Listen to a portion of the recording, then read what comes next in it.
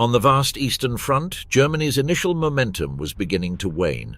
The promise of a quick war was turning into a prolonged struggle that would test the limits of the Third Reich.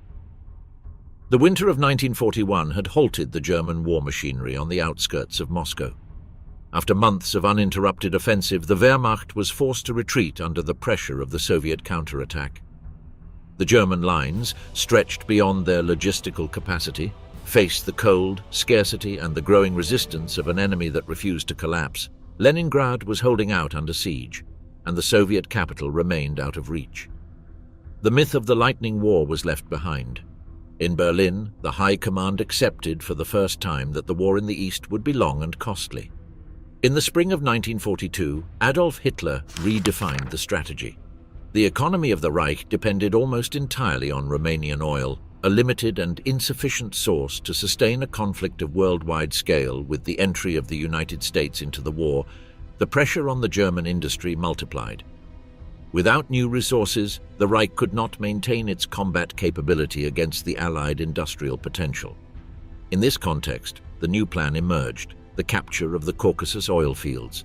The control of that region would allow the Wehrmacht to be supplied and at the same time deprive the Soviet Union of its main energy source. The project was codenamed Fall Blau, or Blue Plan.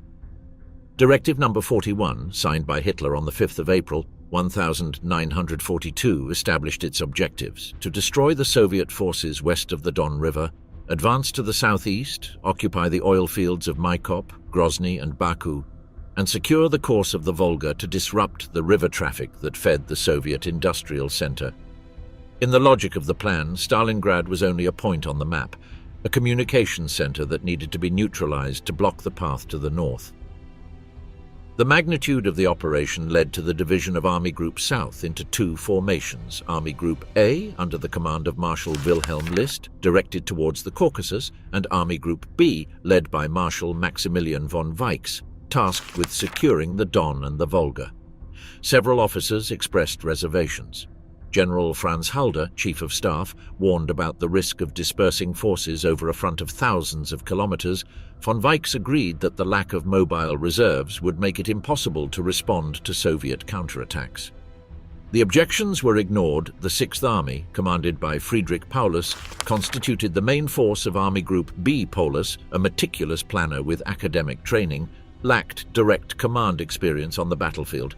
His army, with about 250,000 men, combined 14 infantry divisions, 3 panzer and 3 motorized. The Luftwaffe, under the command of Wolfram von Richthofen, provided air support through the 8th Air Corps among the armored units. The Panzer III and Panzer IV models predominated, effective but increasingly limited against the Soviet T-34 tanks. The supply lines represented the greatest challenge. From Poland to the south of Russia, the convoys had to travel more than 1,200 kilometers. The Soviet railway network, with a different gauge than the European one, required conversions or transfers that slowed down the supply. The resources were distributed with difficulty, and any prolonged advance increased the logistical vulnerability. The flanks of the German device were covered by Romanian, Hungarian, and Italian troops. These forces, poorly equipped and with obsolete anti-tank weaponry, had to protect extensive sectors of the front. The insufficiency of their means was known in Berlin, but the lack of German forces left no alternative. On June 28, 1942, Operation Blue was set in motion. The motorized columns advanced quickly across the steppe. Stalin, convinced that the next German attack would again be directed towards Moscow, had concentrated his reserves at the center of the front in the south. The Soviet units retreated hastily. The initial reports indicated a collapse in progress. Hitler interpreted it as confirmation of his strategy. On July 4th, Voronezh fell into German hands. Within a few days, Hitler modified the original plan. He ordered Army Groups A and B to pursue their objectives simultaneously. Instead of acting in stages, the new directive, issued on July 23rd, expanded the scope of the offensive. While List was to advance towards the Caucasus, von Weichs was to secure Stalingrad. This alteration further dispersed the resources, weakening both directions of the attack. At this point, Stalingrad acquired a different dimension. What initially was a secondary objective transformed into a symbol. The city bore the name of the Soviet leader, and its capture promised a propaganda victory of great value. In Hitler's eyes, the fall of Stalingrad would represent the moral defeat of the enemy. During July, the Sixth Army advanced amidst extreme temperatures. The heat of the steppe reached 40 degrees. The dust infiltrated the engines and the soldiers' lungs. The daily marches exhausted men and animals. The horses, still essential for the transportation of artillery and supplies, began to die from thirst and fatigue. Rations were reduced and the convoys suffered constant delays. German tactical efficiency clashed with the material limits of the terrain. The Soviet resistance, initially scattered, began to harden. In Kalach and Kletskaya, on the River Don, the improvised defenses slowed the German advance. The casualties increased and the fuel consumption exceeded the refueling capacity. Paulus requested reinforcements, but the High Command responded that he had to continue with the available means. German intelligence continued to underestimate the adversary. It was assumed that Soviet losses were irreparable. However, the Soviet industry evacuated to the Urals maintained an increasing production rate. The relocated factories produced tanks, artillery, and aircraft in quantities sufficient to replace the losses. The Red Army, although with less trained troops, was regaining its offensive capability. The war of attrition favored the side with greater human and industrial resources, and in that aspect the Soviet advantage was overwhelming. At the end of July, the 4th Panzer Army was redirected from the Caucasus to support Paulus in his approach to Stalingrad. The change weakened the advance towards the oil fields, but Hitler insisted on hastening the capture of the city.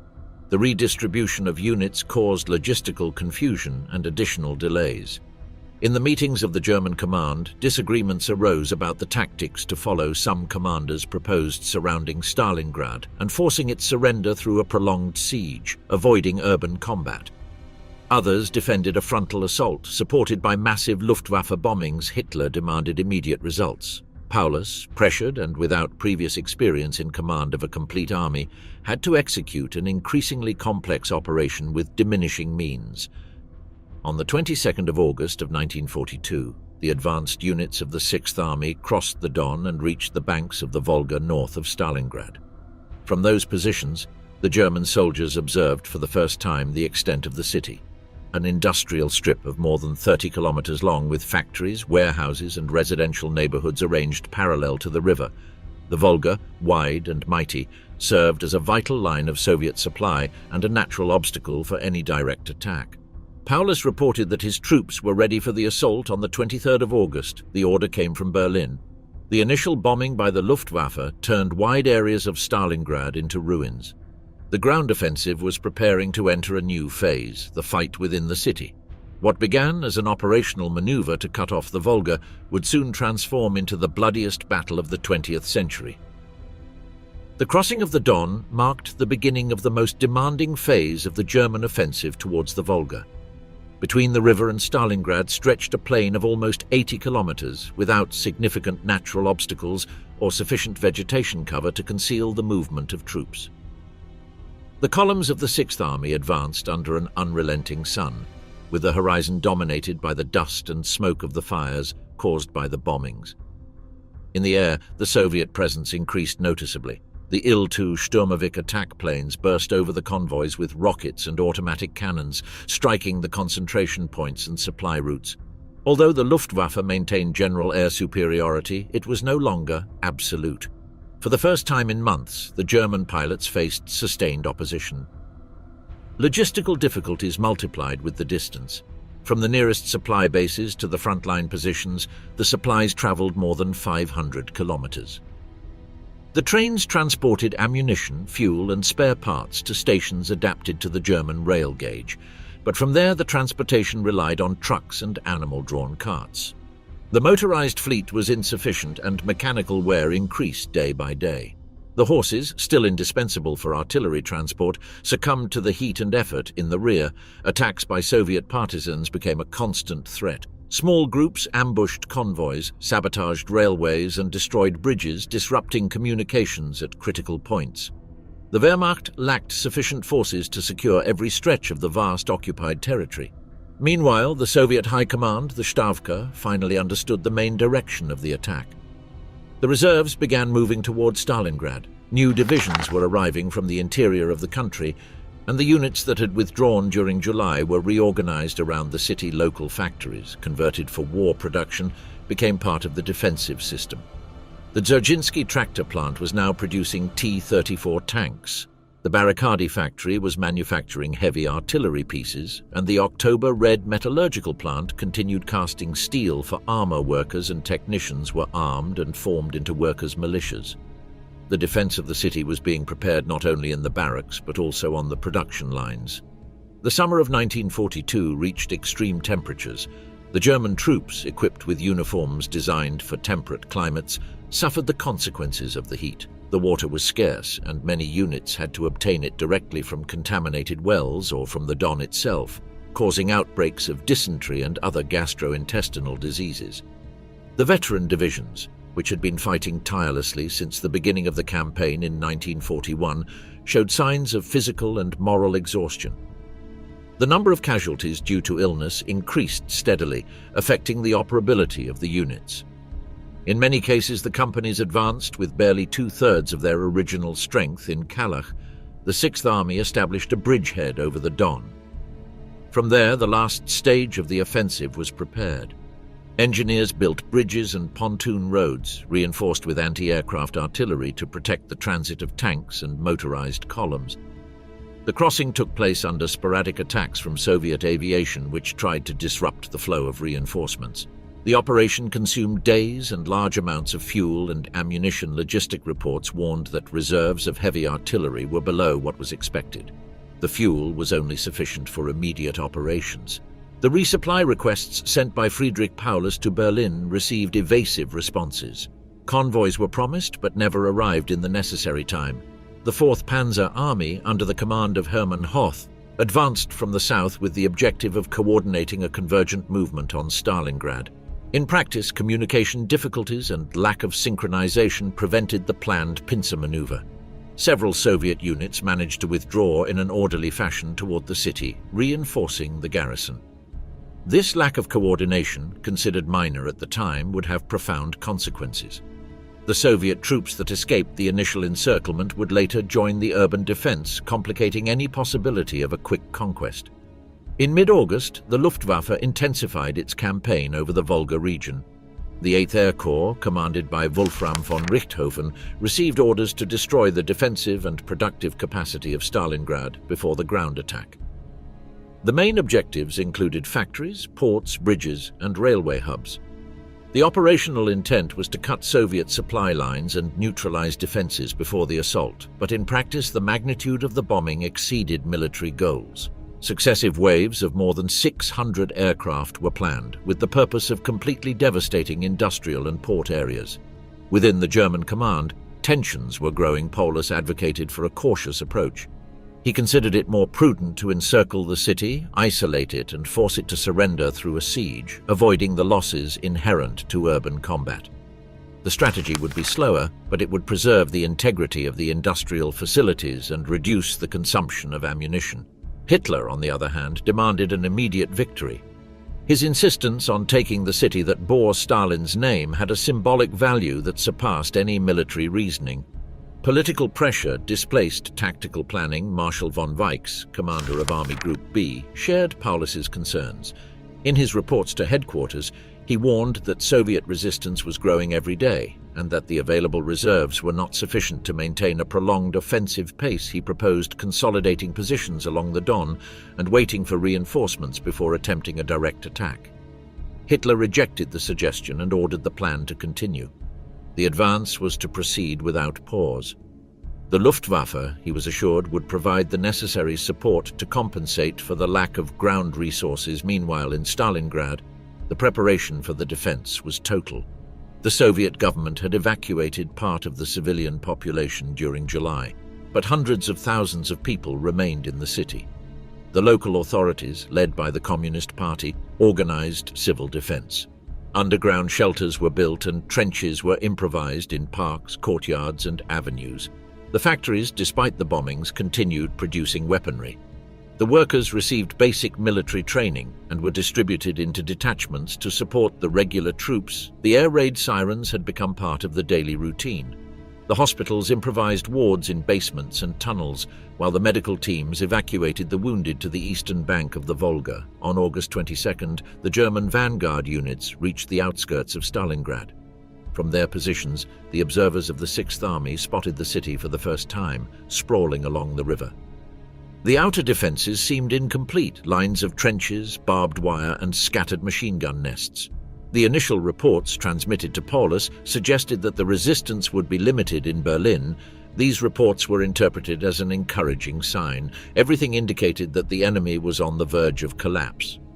The following day, August 23rd, 1942, the Luftwaffe launched the most intense bombing conducted so far on the Eastern Front. More than 600 bombers, accompanied by squadrons of Stukas and escort fighters, took off from bases located on the Don. The first waves reached Stalingrad in the mid-afternoon. Within a matter of hours, the urban center turned into a sea of fire. Fuel depots and factories were hit by incendiary bombs, residential neighborhoods burned uncontrollably. Transportation infrastructure was destroyed, and the fires spread with the wind from the Volga. The smoke darkened the sky for days. From the German positions, observers could see the columns of fire rising over the horizon. For the Reich's propaganda, the attack represented a devastating blow to Soviet power, but in reality, the massive bombing did not break the resistance. The ruins left by the explosions offered a new type of defense: rubble, basements, and walls that would soon become improvised fortresses. The ground assault that would follow had to be fought among the smoldering ruins of a destroyed city, in a scenario that would forever change the nature of the war in the East. In the mid-afternoon of August 23, 1942, the Heinkel He 111 bombers of the 8th Air Corps began the operation that would transform Stalingrad into a field of ruins. The formations advanced at more than 4,000 meters altitude, following precisely marked routes on photographic maps. The first high-explosive bombs fell on the administrative center of the city, destroying public buildings, warehouses, and residential areas. The detonations raised columns of black smoke that rose hundreds of meters. There was no wind to disperse the gases, and the dense summer air trapped the smoke over the burning districts. 15 minutes later, the second wave arrived. The Junkers Ju-88 long-range medium bombers focused on the docks and the fuel depots along the Volga. The oil tanks erupted in successive explosions, generating fireballs visible more than 30 kilometers away. The depots burned for hours, and the spilled fuel spread through the streets and canals. The river, reflecting the glow of the flames, became a luminous line amidst the smoke. In the third phase, the Junkers Ju-87 Stuka dived onto specific targets. Equipped with Jericho sirens, their mechanical howls accompanied the descent, a sound designed to break the enemy's morale. They attacked railway stations, transportation hubs, and the northern industrial complex. The Dzerzhinsky tractor plant, converted to produce T-34 tanks, received dozens of direct hits. The Barricadi factory was repeatedly hit. October Red, the metallurgical complex, was engulfed in flames. The workers attempting to extinguish the fires were hit by new waves of bombs. The bombardment continued for more than 6 hours. As night fell, Stalingrad was completely ablaze. The water system had collapsed. The bombs had destroyed the main pipelines and reservoirs. With no means to contain the fires, the wooden residential districts were consumed one after another. The hospitals were overwhelmed in a matter of hours. Corpses and remains of burned-out vehicles piled up in the streets. Smoke covered the city, blocking the sunlight for the following days. From the air, Stalingrad was a continuous grey and orange blot stretching along the Volga. The numbers of victims could never be determined with exactness. Later, Soviet records estimated between 40,000 and 50,000 civilian deaths in a single day, although verification was impossible. What is certain is that approximately 80% of the urban infrastructure was destroyed in less than one day. The transportation, electricity, and communication networks collapsed. The bridges over the Volga suffered severe damage. Some were rendered unusable, others remained partially operational, supported by improvised structures. The tactical objective had been twofold: to destroy the industrial capacity of Stalingrad and to break the morale of its population. It was the direct application of the air terror doctrine that Germany had used in Rotterdam or Warsaw. However, in Stalingrad, the results were different. The devastation did not reduce the will to resist. On the contrary, it strengthened it. Survivors emerged from the shelters among the rubble and began to reorganize. Workshops that still had electrical power continued operating. At the Dzerzhinsky plant, workers labored among the smoldering ruins, assembling tanks and vehicles while the roof burned above their heads. Some armored vehicles rolled off the assembly lines directly to the defensive positions without paint or complete optical equipment, but functional. The landscape resulting from the bombing completely altered the nature of the battle. The ruins offered natural defensive positions. The concrete debris, craters and basements turned into shelters were transformed into improvised fortifications. The half-destroyed buildings allowed the installation of machine gun nests and snipers at several levels. The blocked streets channeled enemy movements and facilitated the concentration of defensive fire. Unintentionally, the Luftwaffe had created the ideal scenario for a prolonged urban war. During the following nights, the Volga became the vital axis of the resistance. The Soviet authorities organized a constant flow of vessels that, under the cover of darkness, evacuated the wounded and transported reinforcements, munitions and food barges. Tugboats and small boats crossed the river in silence, guided by the faint lights of covered lanterns.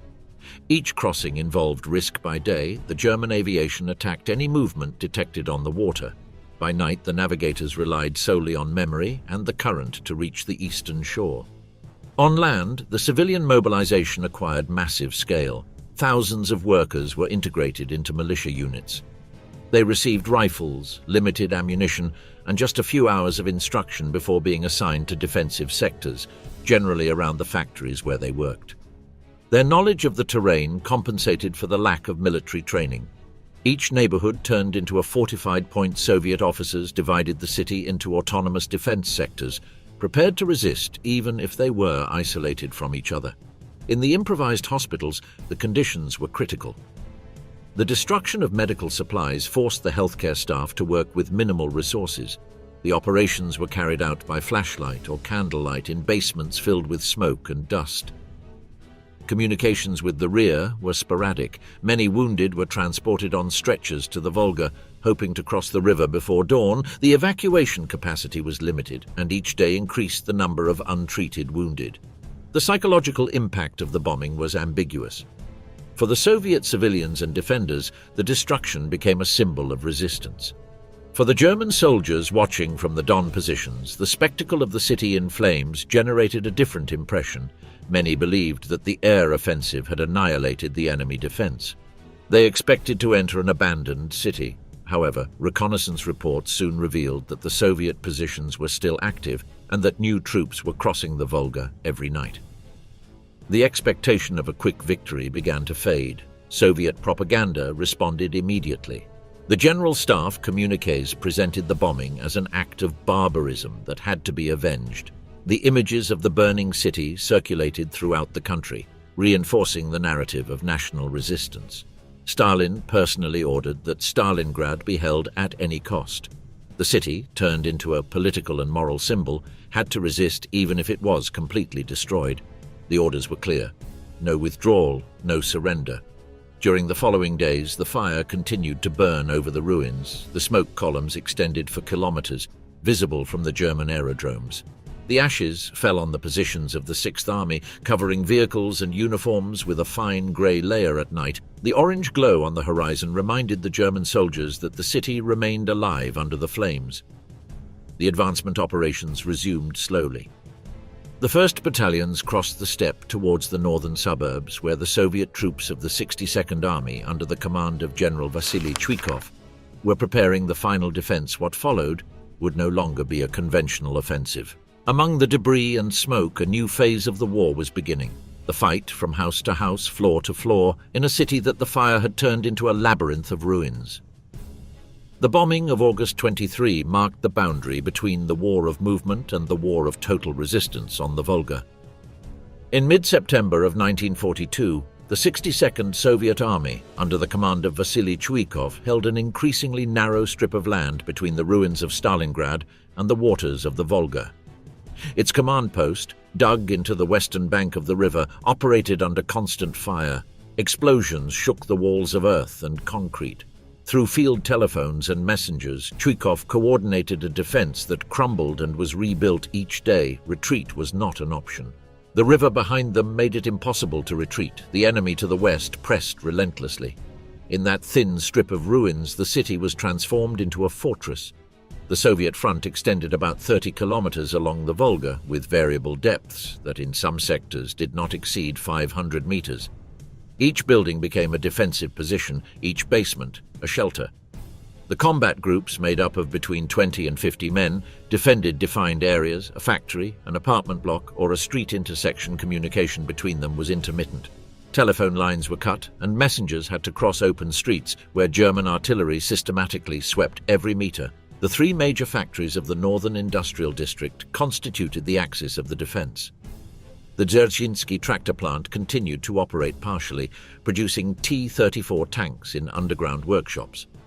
The Barricadi factory retained active sections dedicated to artillery, and the Red October steelworks kept furnaces running under enemy fire. These industrial complexes, built in steel and concrete structures, withstood better than any other building. Their size and solidity made them natural bastions within the field of ruins. The German Sixth Army, led by Friedrich Paulus, began its penetration into the northern suburbs of the city during the first half of September. The divisions advanced with the support of heavy artillery and armored vehicles, applying urban assault tactics developed in previous years. Preliminary bombardments, followed by infantry attacks combined with engineers and flamethrowers in Stalingrad, that method lost effectiveness. The tanks were blocked by the rubble, the streets became impassable, and each destroyed building offered new firing positions. The war of maneuvers had ended. The war of proximity began. The Soviet defenders adapted their strategy to the terrain conditions. Small groups fortified buildings with sandbags, beams, and brick fragments. From the upper floors, snipers watched streets and avenues. The Soviet doctrine prioritized nighttime infiltration. During the day, the troops remained hidden. At nightfall, they moved among ruins to attack German positions, cut communication lines, or capture prisoners. The city became a board of constant movement where no point was safe after dark. One of the most effective tactics ordered by Chuikov was to keep the front lines at minimal distances from the enemy, often between 30 and 40 meters.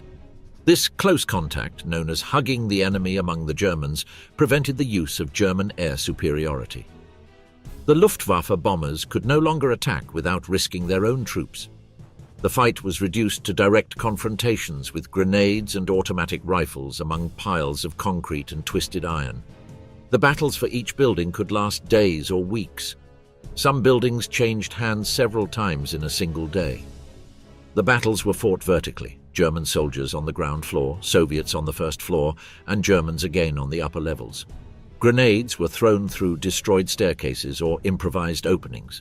The walls were pierced to allow shooting or moving between rooms. The dust, smoke, and noise made orientation impossible. The front ceased to be a line and became a network of isolated points.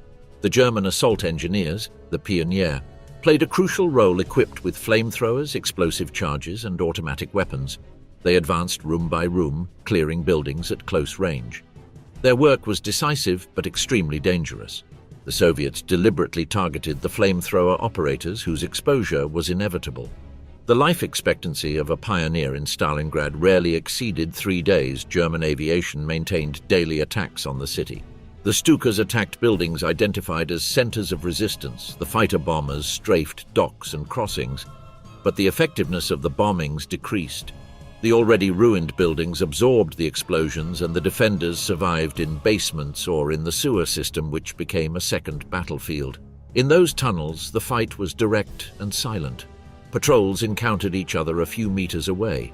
They fought with pistols, knives, or hand grenades. Gases and smoke accumulated, making it impossible to breathe. The wounded could not be evacuated. The dead remained where they fell. Among the many fortified points, one became a symbol: Pavlov's house. This 4-story apartment building, located at a strategic intersection near the central square, was taken by a small group of soldiers commanded by Sergeant Yakov Pavlov in late September. They reinforced the walls with rubble bricks and opened loopholes in all directions. For 58 days, they withstood continuous German attacks. Although Soviet propaganda exaggerated its tactical importance, Its defense demonstrated the ability of small units to immobilize much superior forces. Losses were increasing on both sides. The German divisions that had entered with 10,000 men were reduced to fewer than 4,000. Soviet casualties were greater, but reinforcements crossed the Volga every night. Barges and tugboats transported troops, ammunition and supplies under artillery fire. Many did not survive the crossing. Those who reached the western shore entered combat immediately. The rotation was continuous. The relief of an exhausted unit occurred in the midst of enemy fire. The health situation was precarious. The rations were being reduced, water was scarce, and diseases were proliferating. Dysentery and typhus were spreading among the Soviet troops crowded together by the river. The Germans, equally exhausted, were suffering from malnutrition, insomnia, and lack of shelter. The incessant combat and constant noise eroded morale on both sides. In mid-October, Paulus reported to the High Command that he controlled nearly 70% of Stalingrad and that the Soviet resistance was beginning to weaken. He requested authorization for a final assault. Hitler approved the operation. On the 14th of October, more than 1,000 artillery pieces opened simultaneous fire on the Soviet positions. The Luftwaffe launched concentrated bombings on the factories in the north. Then the infantry divisions and tanks advanced. The fighting reached its peak for 3 days. The Germans penetrated the tractor plant and captured part of the Barricadi factory. Chukov's headquarters, located near the river, came under direct fire. Several officers from his staff were killed in air raids. Despite the pressure, the defense held. The Soviet units counterattacked at night to reclaim the ground lost during the day. None of the factories was completely taken. The partially destroyed facilities were transformed into fortified trenches. By the end of October, the Sixth Army had exhausted its offensive momentum. The divisions were exhausted. Paulus requested an operational pause to reorganize his forces. The front stabilized on an irregular, fragmented line without significant advance. In November, the battle entered a phase of stalemate. The Germans controlled most of the city, but the Soviets retained strategic sectors next to the Volga. German communications were deteriorating, and many units were fighting in isolation. Winter was approaching. In the middle of the month, the first snowfalls covered the remnants of the city. Temperatures fell below zero. The German uniforms, designed for temperate climates, did not offer adequate protection. Cases of frostbite were increasing. The Soviet troops, although equally exhausted, were better adapted. Among the smoke, the ice, and the ruins, the Battle of Stalingrad entered a new scenario, the prelude to the German collapse in the east. The Soviet resistance in Stalingrad was not sustained solely by patriotism or military skill. Behind the combat lines operated a system of coercion that transformed the fear of the enemy into absolute obedience to the state. On the 28th of July 1942, several months before the urban combat, Stalin signed Order Number 227, titled On the Measures to Strengthen Discipline and Order in the Red Army and the Prohibition of Unauthorized Retreat. In practice, it would be known by 3 words that would mark the behavior of an entire generation: not a step back. The text began with a relentless diagnosis. The Soviet Union had lost 70 million citizens under occupation. Its agricultural regions were devastated, and industrial production had fallen drastically. The order declared that the country could not lose any more territory. Commanders who allowed unauthorized retreats would be tried by military courts. Soldiers who abandoned their positions would be executed immediately. Disobedience was equated with treason. The measure created 2 control instruments. The first were penal battalions, units composed of officers and soldiers punished for cowardice, indiscipline, or incompetence sent on the most dangerous missions, frontal assaults, clearing minefields, attacks on fortified positions. Their life expectancy was minimal. Survivors could regain their rank, but few succeeded. The second instrument were the NKVD blocking detachments, deployed behind the combat lines with orders to stop or execute any soldier who retreated without authorization. The commanders of these detachments had the power to impose immediate punishments without investigation or trial. During the Battle of Stalingrad, the presence of these units was constant. The soldiers knew that behind them were their own machine guns. The fear of retreating became part of the resistance mechanism. Some historians consider that the system was essential to prevent a collapse like that of 1941. Others argue that the defenders' morale would have sufficed on its own. The NKVD archives show that between August of 1942 and February of 1943, approximately 13,500 Soviet soldiers were executed in the Stalingrad sector for desertion, cowardice, or insubordination. The casualties in penal battalions, much more numerous, were recorded as ordinary combat losses. The testimonies about the enforcement of the order are varied. Some veterans claimed not to have witnessed executions, describing the blocking detachments as a deterrent presence rather than an active one. Others recounted specific episodes: wounded soldiers shot while trying to retreat, officers executed for ordering tactical withdrawals, or bodies hung on telephone poles as a warning. The reality varied depending on the sector and the intensity of the battle. In some areas, the surveillance was permanent. In others, the NKVD units barely intervened. Political control extended to all levels. Each division had political commissars who oversaw the ideological loyalty of officers and soldiers. They reported directly to the Communist Party and had the authority to contradict military orders if they considered them politically wrong. Their function was to maintain morale through speeches, propaganda, and sanctions.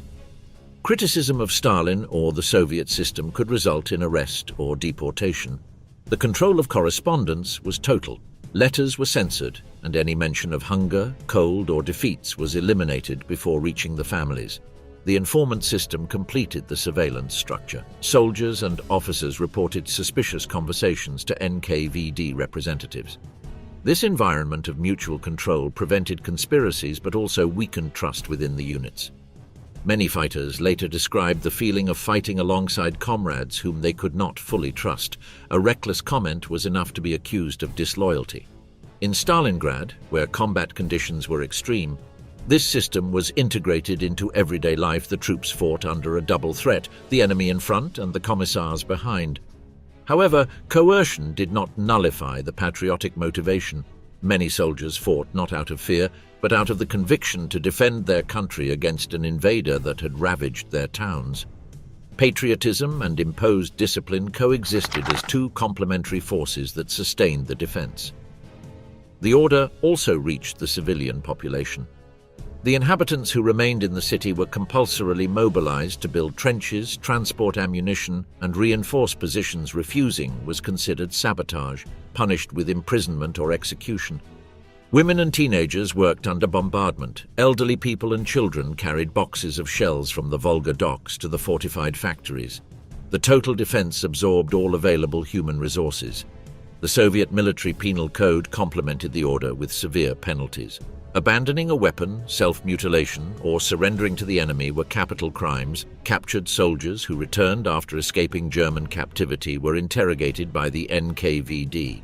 Many were sent directly to labor camps accused of collaboration. Even the families of deserters suffered punishments: loss of housing, rations, and in some cases deportation to remote regions. The message was unequivocal. The punishment transcended the individual. The effectiveness of the system remains a subject of debate. For some analysts, the extreme measures prevented the Red Army from collapsing. For others, they reflected the regime's structural distrust towards its own forces. Most likely, coercion functioned as a temporary complement, sustaining resistance until the Soviet industrial and logistical reorganization allowed a shift to the offensive in Stalingrad. The discipline of terror ensured that the troops maintained their positions even when the losses were unsustainable. The documents declassified after the dissolution of the Soviet Union confirmed the magnitude of the system. The NKVD reports recorded with administrative precision the executions, arrests, and transfers to penal battalions. Each operation was described in bureaucratic language: detained, liquidated, transferred for re-education through combat. This documentation revealed the extent and regularity of the coercive apparatus, which operated as an integral part of the army. The contrast with the German disciplinary system is illustrative. The Wehrmacht also punished desertion, but without permanent blocking detachments. Executions were less frequent and, until the last years of the war, required judicial procedures. On the Stalingrad front, German soldiers feared the enemy and the command, but they did not face their own machine guns if they retreated. In the Red Army, the concept of tactical retreat disappeared. There was only the order to resist or die. In the context of Stalingrad, Order 227 turned geography into an instrument of discipline. The Volga blocked physical retreat, and the NKVD detachments blocked moral retreat. The 62nd Army fought between two fires, with no possibility of escape. The consequence was a defense of unprecedented intensity. When the German forces tried to destroy the last Soviet positions by the river, they encountered a resistance that did not allow surrender. In that imposed rigidity, the turning point of the war was forged. While the NKVD detachments were carrying out the order near the front, in Moscow the Stavka was preparing an operation that would transform the course of the conflict. Generals Georgy Zhukov and Alexander Vasilevsky had identified the structural vulnerability of the German deployment. The flanks of the Sixth Army were defended by Romanian, Hungarian and Italian troops with inferior weaponry and morale. A coordinated attack on these sectors could encircle the German forces within Stalingrad. That planning would mark the beginning of a new phase, the Soviet counteroffensive. The planning of the Soviet counteroffensive began in September of 1942, when the Battle of Stalingrad was reaching its most critical point. Georgy Zhukov, Deputy Supreme Commander of the Red Army, personally traveled to the front to assess the situation. His observations confirmed what intelligence already indicated: the German Sixth Army was severely exposed. Its lines of communication extended hundreds of kilometers to the west, and its flanks to the north and south were defended by Allied troops with inferior weaponry and morale. The plan was codenamed Operation Uranus. Its objective was to encircle and destroy the Sixth Army through a pincer offensive. Two Soviet fronts would attack simultaneously. The Don Front, under the command of General Konstantin Rokossovsky, would advance from the north. The Stalingrad Front, commanded by Andrei Yeremenko, would strike from the south. Both forces, converging in the German rear, would close the encirclement. The operation required a massive concentration of men and material, carried out with the utmost secrecy to prevent German intelligence from detecting the preparations throughout October. As urban combat continued in the city, the Soviet logistical machinery gathered unprecedented resources. More than 1 million soldiers, nearly 1,000 tanks, 1,400 planes, and 14,000 artillery pieces were moved to the front under strict concealment measures. Movements were carried out only at night, vehicles traveled without lights, and radio communications were replaced by messengers. The tanks traveled by train to distant points and then advanced camouflaged with branches and snow. The operation was executed with discipline and absolute silence. The majority of the soldiers did not know the objective until hours before the attack. German intelligence detected signs of movement, but not the real scale. Reports mentioned Soviet reinforcements and troop buildup, although official assessments concluded that Moscow could not launch an offensive while still fighting for the city. General Arthur Schmidt, Chief of Staff of the Sixth Army, deemed a large-scale attack unlikely. His diagnosis would be fatal. The German flanks entrusted to Romanian armies lacked solid fortifications, modern artillery, and anti-tank weapons capable of stopping the Soviet T-34 and KV-1 tanks.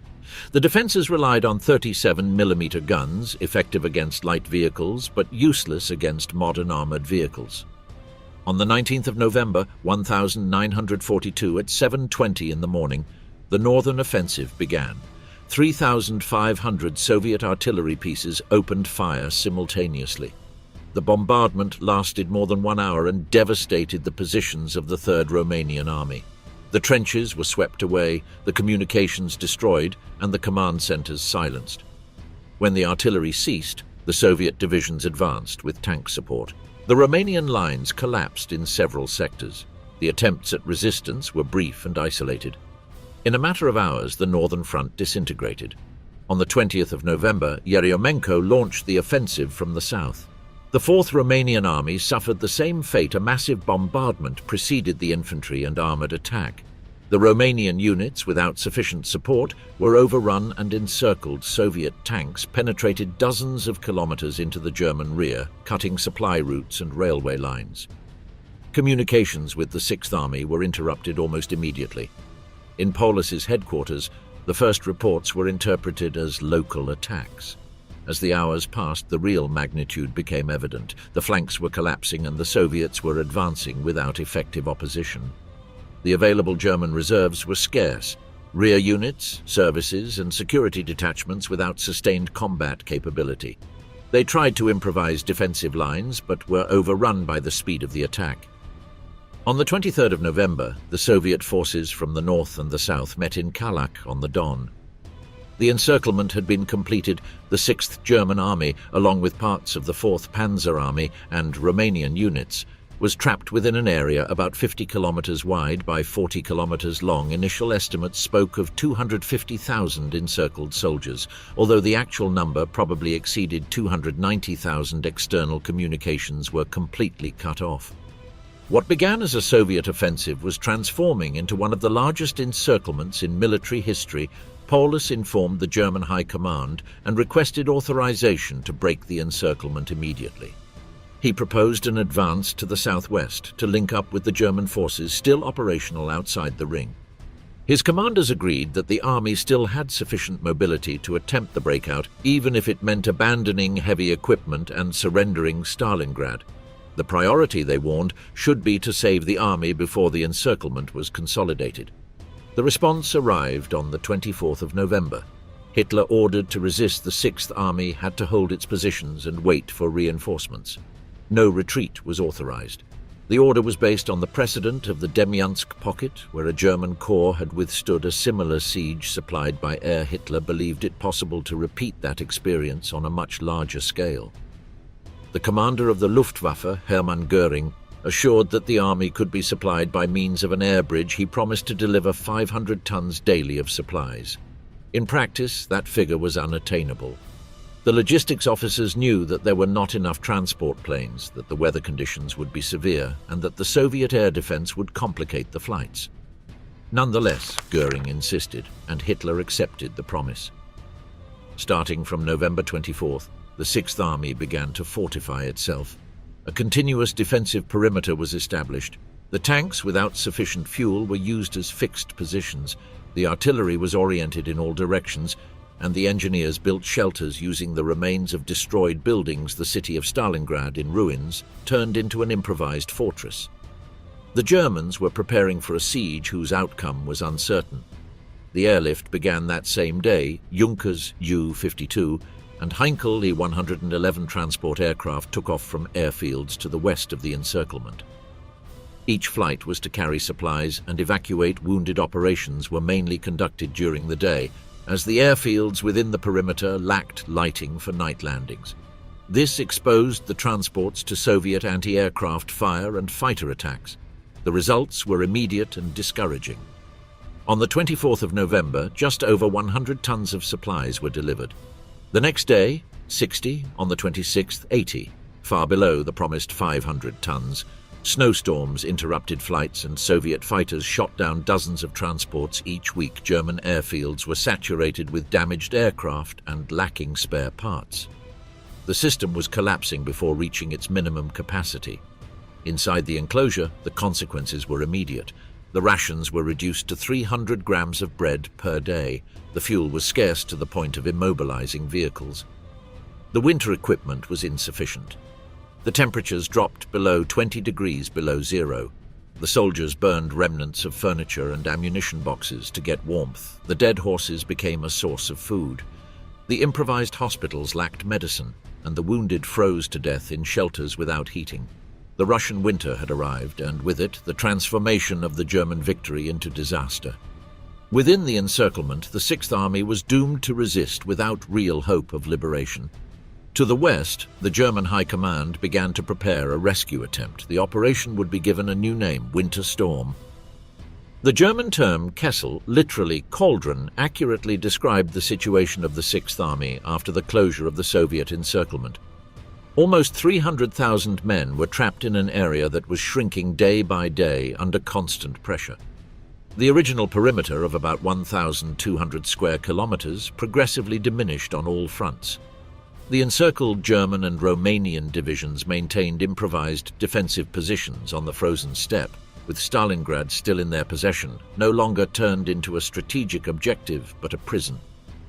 The logistical needs of the surrounded army far exceeded what the airlift could provide. 750 tons per day of supplies were needed to sustain operations: food, ammunition, fuel, medicine, and winter clothing. The Luftwaffe never delivered more than 300 tons in a single day. The average was close to 100. This difference between need and delivery meant progressive and irreversible deterioration. The airfields of Pitomnik and Gumrak within the encirclement became centers of frantic activity. Transport planes landed under constant fire from Soviet artillery.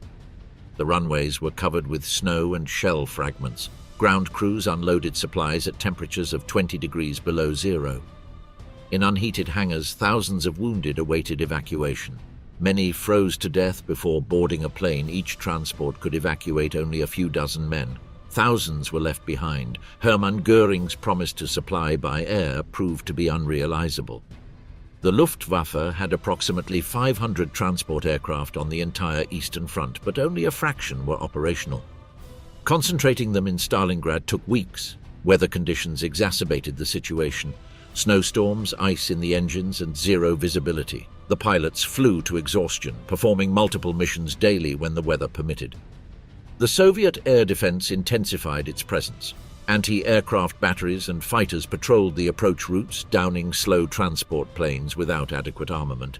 The losses exceeded 200 aircraft in 1 month. Each plane shot down represented dozens of lives that would no longer receive food or medicine inside the Kessel. Human conditions were deteriorating rapidly. The bread rations dropped from 300 to 100 grams daily. The meat disappeared. The horses were slaughtered for food. First the transport ones, then the artillery ones. By mid-December, all had been consumed. The soldiers boiled bones several times to extract the last nutrients. In some cases, they cooked the leather of boots and belts until it softened. The hunger progressively weakened. The bodies consumed their own reserves. The loss of muscle mass made it difficult even to walk or dig trenches. The combat capacity crumbled not from lack of discipline, but from absolute physical exhaustion. The cold aggravated every aspect of the crisis. The temperatures dropped to 30 degrees below zero. Most of the soldiers wore summer uniforms. They wrapped themselves in blankets, newspapers, or tarps. Cases of frostbite multiplied. Doctors performed amputations without anesthesia, which was as scarce as bandages. In the steppe, the shelters offered little protection. The frozen ground made it impossible to dig. The men lived in shallow trenches covered with tarps or sheets, 30 or 40 huddled around tiny fires fueled by scraps of wood and ammunition boxes. The smoke filled the enclosed spaces. Some died suffocated by accumulated carbon monoxide diseases spread uncontrollably. Dysentery affected the majority. Epidemic typhus, transmitted by lice, spread among soldiers who did not change clothes for weeks. Field hospitals collapsed. There was a lack of antibiotics, anesthetics, and basic equipment. Surgeons operated with unsterilized instruments in places with temperatures below zero. Infections killed those who had survived the wounds. The corpses piled up frozen outside the shelters, waiting for a burial that never came because the ground was too hard to dig. The medical reports reflected a situation out of control. A surgeon recounted that he literally had to scrape layers of lice from the bodies before operating. Another described how the blood clotted in seconds due to the extreme cold. Procedures were performed with gloves, not for hygiene, but to prevent the fingers from freezing on the metal of the instruments. Morale was collapsing along with physical conditions. Letters from Germany arrived sporadically. Many never did. The soldiers wrote messages that they knew would never be sent in personal diaries. Some noted that they preferred the Soviet attacks to passive waiting. Others described the progressive loss of sensation of hunger, a sign of organic collapse. Suicides increased. Some shot themselves, others walked towards the Soviet lines with their hands raised. Friedrich Paulus forbade suicide under threat of reprisals against families, but the order had little effect. The threats were meaningless to men on the verge of starvation. While the Sixth Army disintegrated within the encirclement, the German High Command prepared a rescue attempt. Erich von Manstein received command of the new army group Don with the mission to liberate Stalingrad. He gathered all available forces, remnants of the 4th Panzer Army, units transferred from France, and reorganized Romanian divisions. The operation was named Winter Storm. On the 12th of December, the 4th Panzer Army, under the command of Hermann Horth, began the offensive from the southwest. It had approximately 250 tanks and 3 infantry divisions. The terrain, covered with snow and lacking natural protection, made the advance difficult. Even so, the first days were promising. The German vanguards broke through the initial Soviet defenses and advanced towards the northeast. The goal was to link up with the Sixth Army through a pincer maneuver. By the 19th of December, Hoth's forces had reached the Volga River. About 48 kilometers from the perimeter of the encirclement, it was the shortest distance between the rescue army and the encircled. Manstein sent urgent messages to Paulus. He had to launch a breakout operation from the inside. The maneuver was named Thunder. Only a coordinated offensive could open a corridor before the Soviets regrouped their reserves. Paulus faced an insoluble dilemma. His troops were exhausted, hungry, and almost immobile. The operational tanks numbered fewer than 100, the majority without fuel to cover 40 kilometers. Additionally, Hitler had not authorized the breakout. The order remained to hold positions and resist. Abandoning Stalingrad meant disobeying a direct directive. Paulus, disciplined and fearful of the consequences, did not act without authorization. Manstein insisted to Berlin. He warned that the window of opportunity was limited. If the Sixth Army did not move, the encirclement would consolidate. Hitler rejected the proposal. He claimed that the army would be supplied by air and would hold out until relief arrived. Faith in Göring's promise persisted despite the evidence. On December 23rd, the Soviets launched a counteroffensive against the 4th Panzer Army. Far superior armored forces attacked the corridor's flanks. Hoth had no alternative but to withdraw. On December 26th, Operation Winterstorm had failed. The relief army retreated more than 100 kilometers from the Kessel perimeter. There would be no further rescue attempt. The Sixth Army was definitively isolated. Christmas of 1942 in Stalingrad passed amid disintegration. The soldiers tried to celebrate with the few resources available. Some sang around small fires. Others wrote letters that would never leave the siege. The officers distributed minimal rations, a few additional grams of bread, a little tobacco. The chaplains spoke of duty and sacrifice, but the suffering was so visible that no words could make sense of it. In January of 1943, the situation reached the limit of what was bearable. Cases of cannibalism began to appear. They were not widespread nor organized, but rather individual acts of desperation. The commanders, aware of this, chose not to punish. Punishing men who were starving lacked purpose. The military structure was maintained only by inertia and habit. The Sixth Army, trapped in the Kessel, was no longer an effective combat force. It was a mass of men waiting for the end. The collapse was imminent. On the Soviet command maps, the lines defining the encirclement were closing with geometric precision inside them. The German resistance was slowly extinguishing, suffocated by hunger and cold. Outside, the Red Army was preparing for the final act of the campaign, the total reduction of the Stalingrad pocket. On January 8, 1943, the Soviet High Command sent a formal ultimatum to the Sixth Army. Under a truce flag, the message offered terms of surrender, security for prisoners, medical care for the wounded, and subsequent repatriation to Germany. The deadline for response expired on January 10th. If not accepted, the final offensive would begin. Friedrich Paulus transmitted the proposal to Hitler, requesting authorization to surrender. The response was immediate: surrender unacceptable. The army had to hold out until the last man. Hitler spoke of honor and loyalty, but those words no longer made sense among hungry and sick soldiers. On January 10th, Operation Ring began with the largest artillery bombardment of the entire battle. 7,000 cannons opened fire for almost 1 hour, concentrating on the western perimeter of the encirclement. The shelters collapsed and the trenches disappeared under the earth lifted by the explosions. When the fire ceased, 6 Soviet armies advanced simultaneously from all directions.